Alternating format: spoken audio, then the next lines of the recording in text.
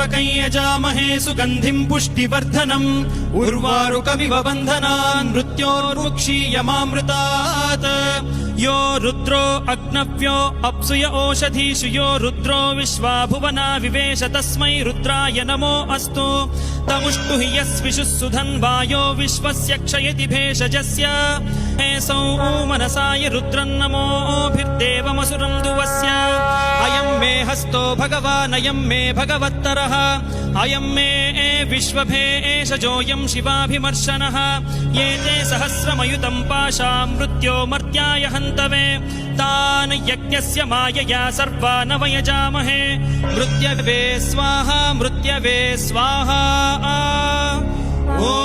नमो भगवते रुद्राय विष्णवे मृत्यवे पाहि।